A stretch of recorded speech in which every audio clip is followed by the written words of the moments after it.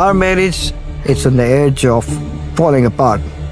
Forget the viral claim that Sumit demanded $30,000 from Jenny for a minute, because the story we can actually verify may tell us something much more serious about this marriage, and it starts with one number. Not 30,000, closer to 20, because Sumit admitted that he had taken somewhere around $15,000 to $20,000 in loans without Jenny knowing. Now, on the surface, that sounds like another money fight. It isn't. Jenny and Sumit have survived catfishing. They survived the revelation that Sumit was already married. They survived years of family rejection, cultural pressure, an enormous age gap, and basically an entire franchise worth of people telling them this relationship would never work. Jenny moved across the world for this man. They finally got married. So after all of that, you would think secrecy would be the one thing Sumit would understand he cannot play around with. And yet here we are. Because Jenny's reaction wasn't simply, how are we going to pay this money back? Her reaction was closer to, you kept something from me again. That again is where this entire story changes.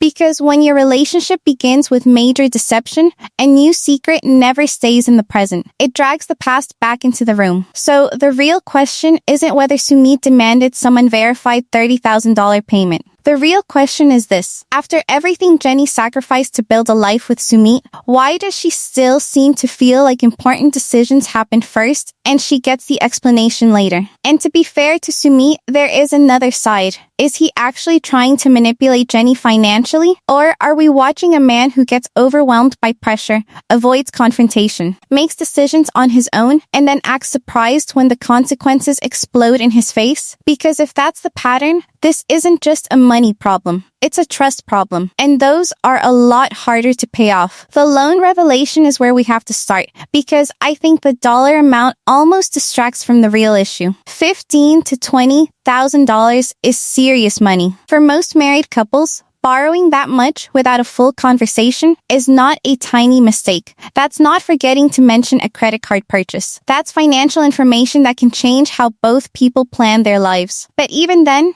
I don't think the strongest question is, was taking the loan irresponsible? The stronger question is, why didn't Jenny know? Because there is a version of Sumit's explanation that actually sounds understandable. Their financial situation was difficult. They were living with his parents. There was apparently an expectation that his family would help financially. That support changed. Money was needed. So Sumit borrowed it. If you stop the story right there, you could argue that he was trying to keep everything afloat. Maybe he wasn't sitting there thinking, how do I betray Jenny today? Maybe he thought he was solving a problem. And that distinction matters. But here's where Sumit loses me. If the problem affects both of you, why are you solving it alone? That's the contradiction. You cannot say you're protecting your marriage financially while keeping your spouse outside the financial decision. That's not partnership. That's unilateral crisis management. And when unilateral crisis management involves debt, the other person isn't just being excluded from a conversation. They're being excluded from understanding the risks attached to their own future. That's why I don't think Jenny's anger is really about the number. The number is what triggered the argument. The secrecy is what gave the argument emotional weight. And Jenny is in a position where uncertainty probably feels much more threatening than it would to someone who has complete independence. Think about the setup. Jenny moved to another country. Sumit speaks the language. Sumit understands the systems. His family is there. His cultural support system is there. He understands how daily life works. Jenny has talked openly about how dependent she can be on him in India. So imagine already relying on one person to help you navigate your environment and then discovering that you may not completely understand your household's financial situation either. That's where a money problem becomes a power problem. Not because Sumit necessarily planned it that way, but because information itself becomes power when one partner has much more practical independence than the other. If Jenny doesn't know what debt exists, what money has been invested, or what financial decisions are being made, she has fewer tools to make choices about her own life. That's why this hits differently. And unfortunately for Sumit, he has one major problem working against him: his history. This relationship started with deception. Sumit originally presented himself to Jenny using a false identity online. Jenny forgave that. Then came the much bigger revelation that he had been married to another woman while his relationship with Jenny continued. Jenny stayed through that too. And I want to be very clear here. A secret marriage is not the same thing as a secret loan. Catfishing is not the same thing as borrowing money because you're struggling financially. These aren't morally identical situations, but emotionally, they can still touch the same wound. What don't I know? That's the question that destroys peace in a relationship. Because once you have been blindsided badly enough, you stop evaluating surprises individually. Every new surprise becomes evidence in an older case. That's why Sumit's history matters here. Not because it automatically proves he's running some scam. It doesn't. But because Jenny has spent years experiencing important information later than she believes she should have. So when she hears about significant debt after the fact, she's not just hearing about debt, she's hearing an echo. And this is one of the most important things about trust that people underestimate. You can forgive someone and still not feel completely safe with them. You can choose to stay and still have triggers. You can say, we're moving forward, while part of you is still watching for the next surprise. Surviving betrayal is not the same thing as repairing the damage caused by betrayal. Jenny and Sumit have clearly survived a lot, but the loan situation raises the question of whether some of their old problems were ever truly repaired, or whether they were simply buried underneath the next dramatic crisis. And that brings us to the café, because the café wasn't just a business. It represented freedom. Jenny had made it clear that living with Sumit's family was not the independent married life she wanted. And honestly, even without all their history, living with your spouse's parents can be difficult. Now add the fact that these are the same parents who spent years opposing your relationship. That's not exactly a relaxing retirement setup. So the café represented a path out. If the business worked, maybe they could create income. Maybe they could move back into their own place. Maybe Jenny could finally feel like she had a marriage with Sumit rather than a marriage happening inside Sumit's family system. That's why the business failure matters emotionally. The café wasn't only supposed to make money, it was supposed to buy independence. Instead, it became another source of financial instability. The thing that was supposed to get them out of a difficult situation ended up making the financial picture more complicated. And that is a brutal irony, because now Jenny isn't just looking at a business that failed. She's looking at the failure of an escape plan. That makes the next financial issue even more interesting. The $50,000 investment disagreement. Jenny has said that Sumit made a roughly $50,000 investment without properly telling her. Sumit's position was that he did tell her. And that disagreement actually tells us more than people realize. Because what does I told you mean in a marriage? That's not a simple question. If somebody says, I'm thinking about putting money into this business, and then later puts a huge amount of money into it, technically they mentioned the idea. But did the other person agree? Did they understand the amount? Did they understand the risk? Did they know when the money was actually being committed? Did they have a chance to say no? Those are completely different levels of disclosure. And this is where couples can genuinely talk past each other. One person says, I told you. The other says, you never told me. And both may sincerely believe they're right because they're using two different definitions of communication. Sumit may believe mentioning the plan counts. Jenny may believe a major financial decision requires an actual joint agreement. And with their history, I think Jenny's standard is probably going to be higher. It almost has to be. Because when you've previously been blindsided, vague communication is not enough. You need clarity. You need confirmation. You need to know there isn't some hidden second page to the story. And this is where Sumit has to take responsibility for the consequences of his own history. He doesn't get to say, why don't you trust me like a normal spouse? The relationship didn't develop under normal trust conditions. If you damage trust, rebuilding it usually requires more transparency than you think should be necessary. That's the price of repair. And I think Sumit's biggest weakness is that he sometimes seems to want the benefits of forgiveness without fully adjusting the behavior that made forgiveness necessary. That's a harsh statement. But look at the pattern. Something becomes uncomfortable. Sumit avoids the uncomfortable conversation. He makes a decision. Jenny finds out. Jenny explodes. Sumit explains. They eventually reconnect. Then the next crisis comes along. That pattern matters because I don't think Sumit necessarily wakes up thinking, I'm going to lie to Jenny. I actually think his behavior may come from something less calculated and in some ways more frustrating. Conflict avoidance. He appears to hate dealing with immediate emotional discomfort, so he makes choices that reduce the pressure in the moment, and then those choices create much bigger problems later.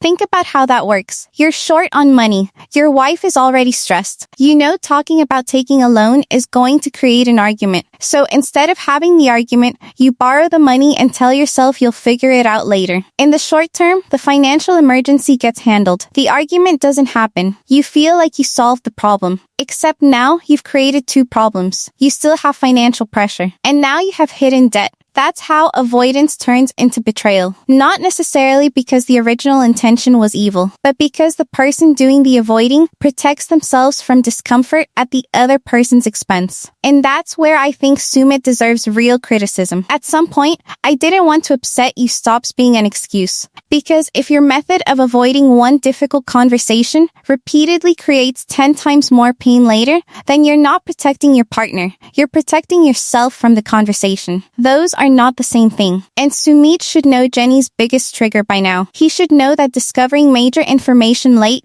is going to hit her harder than almost anything else. He lived through the fallout from the catfishing. He lived through the secret marriage disaster. He knows exactly what secrecy does to this relationship. So even if the loan had a perfectly reasonable purpose, hiding it or failing to clearly disclose it was always going to be explosive. But here's where I also think Jenny deserves a more complicated analysis than poor Jenny. Sumit did it again. Because a section of the audience has started asking whether Jenny sometimes wants things that are difficult to have at the same time. She wants to meet with her. She wants independence from his parents. She wants financial stability. She wants less family interference. And those goals can absolutely make sense individually. But together, they require real trade-offs. If Sumit needs to work more to create financial independence, that may mean Jenny sees less of him. If they don't want support from his parents, then they need enough income to live without that support. If the CAF fails, they need another financial plan. If Jenny wants her own household,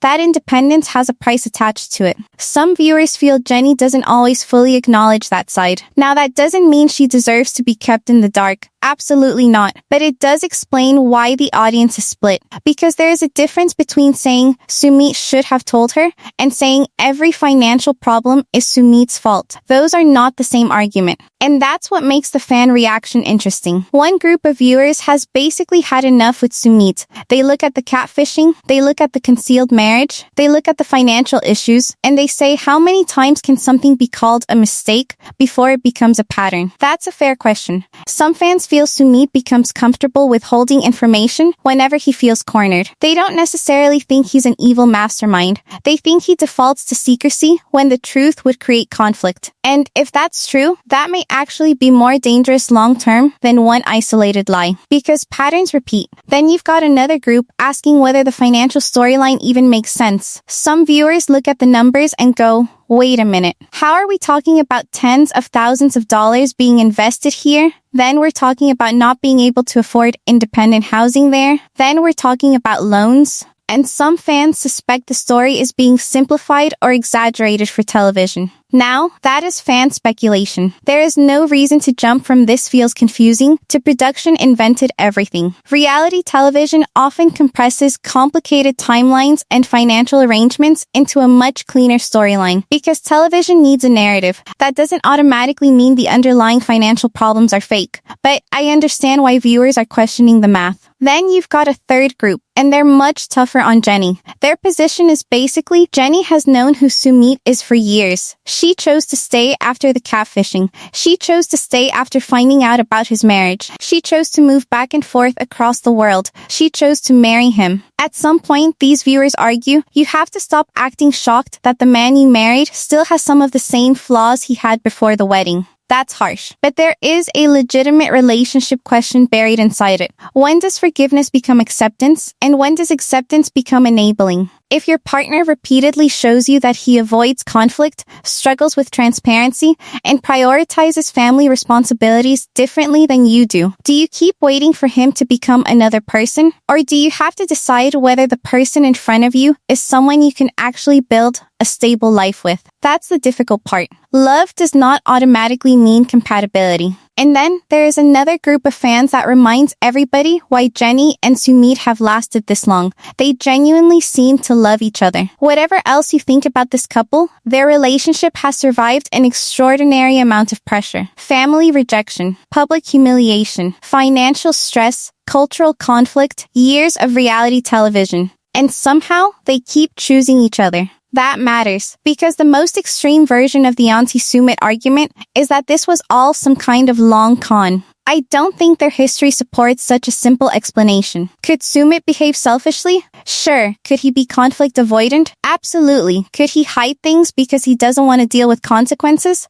We've seen enough to understand why viewers would worry about that. But somebody can genuinely love you and still be a difficult partner. Those two things can exist at the same time. That's one of the reasons real relationships are messy. A person can love you and be bad with money. They can love you and avoid hard conversations. They can love you and still make you feel second to their family. Love doesn't magically create maturity. And Jenny can love Sumit while also having completely valid reasons to question his decision-making. Those ideas don't cancel each other out. The age gap makes all of this more complicated too. But not in the cartoonish way some people frame it. The easy version is, Jenny is older, therefore vulnerable. Sumit is younger, therefore he's exploiting her. That's too simplistic. Jenny has agency. She has made major decisions throughout this relationship. And Sumit's age alone doesn't prove bad intent. The more important issue is that they're in completely different life stages. Jenny needs stability. That isn't dramatic. It's practical.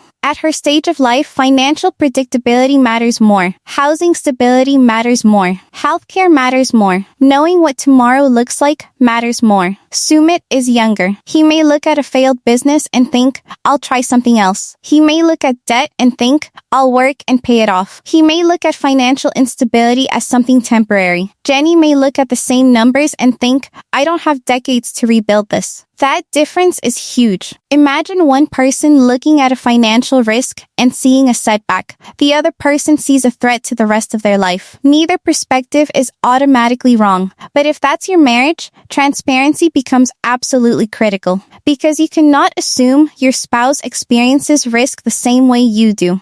And Jenny's dependence in India amplifies that. Again, I'm not saying Sumit controls her entire existence. I'm saying Jenny herself has talked about losing independence there. She doesn't drive. She doesn't have the same language ability. Her family support system isn't right around the corner. So when Jenny says she wants her independence back, that means more than wanting her own house. Independence means knowing you have choices, knowing your finances, knowing what obligations exist, knowing that if something goes wrong, you're not hearing about it after everybody else has already made the decisions. That's why information matters so much in this relationship. And that's also why I don't think we need the viral $30,000 story to make this dramatic. Yes, there are claims floating around that Sumit demanded $30,000 from Jenny to save the business and allegedly threatened divorce if she didn't give it to him. That is a huge claim. It's also not something I'm going to present as confirmed based on the evidence currently available. And here's what makes that interesting. The confirmed story is already enough. We already have financial instability. We already have the failed café. We already have the disagreement over a major investment. We already have Sumit admitting that he took significant loans without Jenny knowing.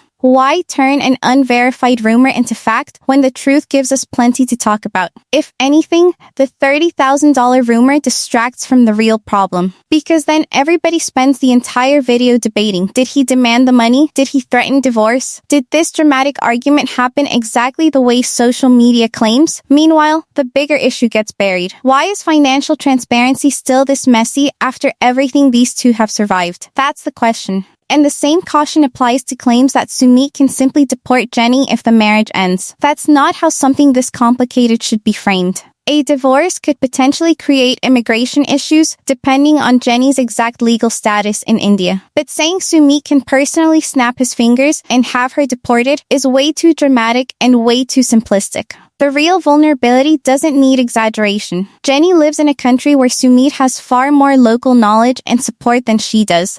If the relationship ever fell apart, That could create serious practical problems for her. That's enough. And now there is one more piece of this story that changes the long-term stakes completely. Jenny has publicly shared that she is dealing with alls. And this is where I think the reality TV commentary has to shift tone. This isn't gossip. This is serious. And whatever anyone thinks about their financial drama, a major health diagnosis changes the questions facing a marriage. Money becomes more important. Caregiving becomes more important. Where they live becomes more important. Access to treatment becomes more important. Family becomes more important. And recent public comments have shown Jenny and Sumit still presenting themselves as a couple, with discussions about Sumit potentially traveling to the United States so he can be there with her. That matters when people start making dramatic breakup predictions. Because if you only watch the most explosive moments on television, it's easy to say, that's it, they're done. But Jenny and Sumit have never really worked like that. They hit a crisis, people say this has to be the end,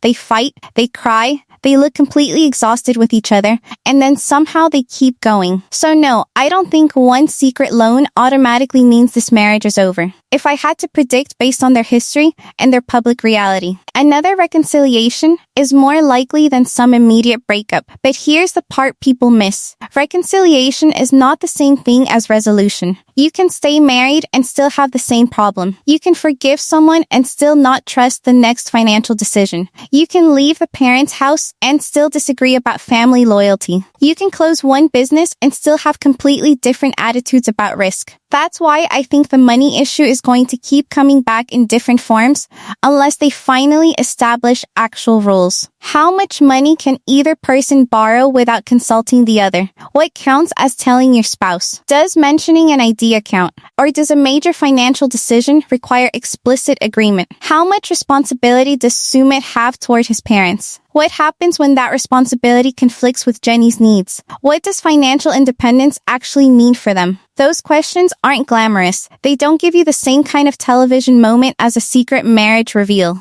But those are the questions that determine whether a marriage functions. And that's the irony of Jenny and Sumit's entire story. They spent years proving they could survive the dramatic stuff. They survived the kind of problems that make perfect reality television. Now the real threat may be painfully ordinary. Debt, bills, work, family obligations, communication, trust, the same things regular couples argue about every day. Before they got married, the story was simple. Can Jenny and Sumit overcome everybody standing in their way? They did. Now the question is harder. Can Jenny and Sumit stop getting in their own way? Because when you have a common enemy, staying united can actually be easier. His parents don't approve. Jenny and Sumit are a team. People criticize the age gap. Jenny and Sumit are a team. Everyone says the relationship is impossible. Jenny and Sumit are a team. But what happens when the problem is sitting inside the team? Who do you fight then? You can't blame Sumit's parents for every financial decision. You can't blame cultural differences for every communication failure. You can't blame the age gap for every secret. At some point, the relationship has to look inward. And that is why I think this loan matters so much. Not because $20,000 is impossible to overcome. Money can be repaid,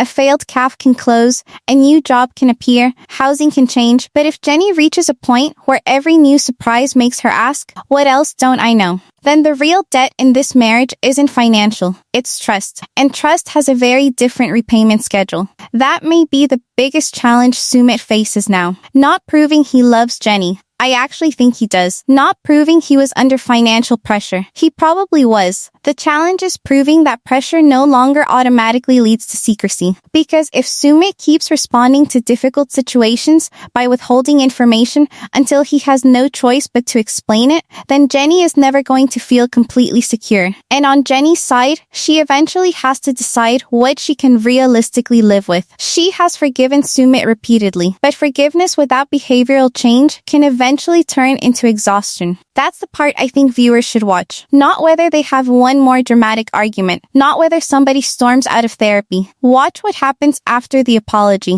Does anything actually change? Does Sumit become more transparent? Does Jenny get more involved in financial decisions? Do they create clearer boundaries with the family? Do they build a life where Jenny feels less dependent? Because if the answer is yes, then this could actually be a turning point. If the answer is no, then we're probably going to see the same fight again with a different dollar amount attached to it. And that brings us back to where we started. The viral rumor says this story is about Sumit allegedly demanding $30,000. I think the more important story is what we already know. There have been real financial problems. There have been real disagreements over disclosure. Sumit admitted to taking significant loans that Jenny apparently did not know about, and Jenny is reacting to that information inside a relationship with a long history of major surprises. That's already serious. We don't need to turn Sumit into a cartoon villain. We also don't need to pretend Jenny is overreacting. Both sides can be complicated. Sumit may genuinely love Jenny and still handle pressure in unhealthy ways. Jenny may genuinely love Sumit and still have every reason to be tired of discovering important information late. Sumit may feel trapped between his wife and his family. Jenny may feel trapped inside a life where Sumit has far more control over the practical details. They can both be sympathetic in some ways. They can both be frustrating in others. And that's exactly why this couple still gets people talking after all these years. Their relationship has never been easy to reduce to one clean answer. So now I want to know where you land. If you were Jenny, what would bother you more? The fact that Sumit borrowed somewhere around $15,000 to $20,000? Or the fact that you apparently didn't know about it? And do you think this is proof that Sumit has a deeper dishonesty problem? Or do you think he's someone who panics under pressure, avoids confrontation, and keeps making terrible short-term decisions that create much bigger problems later? Most importantly, after everything Jenny and Sumit have already survived, do you think this is just another crisis they'll somehow get through? Or is the money exposing the one problem they never really fixed, the trust that was damaged at the very beginning? Because that's the question I'm watching now. Not whether Jenny can forgive Sumit one more time. We already know she can forgive. The question is whether anything changes after she does.